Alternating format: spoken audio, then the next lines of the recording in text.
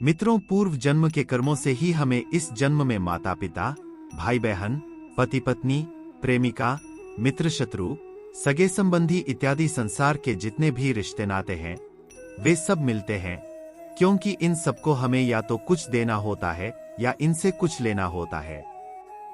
वैसे ही संतान के रूप में हमारा कोई पूर्व जन्म का संबंधी ही आकर जन्म लेता है, जिसे कि शास्त्रों में 4 प्रकार का बताया गया है।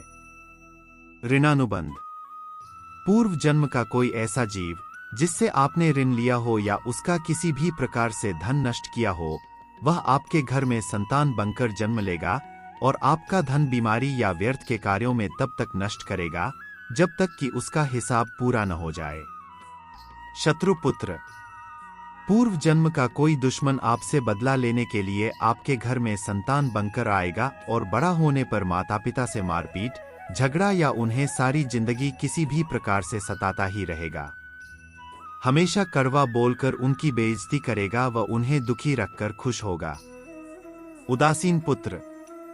इस प्रकार की संतान न तो माता पिता की सेवा करती है और न ही कोई सुख देती है और उनको उनके हाल पर मरने के लिए छोड़ देती है। विवाह होने पर यह माता पिता से अलग हो जाती है। सेवक पुत्र। पूर्व जन्म में यदि आपने किसी की खूब सेवा की है तो वह अपनी की हुई सेवा का ऋण उतारने के लिए आपकी सेवा करने के लिए पुत्र बनकर आता है। जो बोया है वही तो काटोगे। अपने माँ बाप की सेवा की है तो ही आपकी औलाद बुढ़ापे में आपकी सेवा करेगी, वरना कोई पानी पिलाने वाला भी पास में न होगा।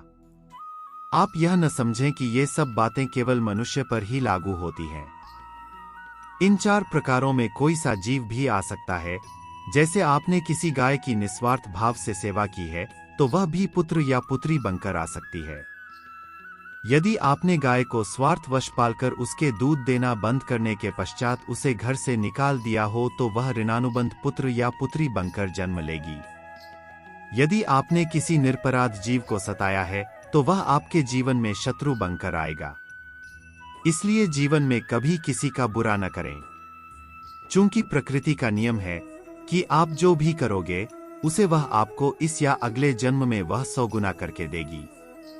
यदि आपने किसी को 1 रुपया दिया है तो समझो आपके खाते में 100 रुपए जमा हो गए हैं।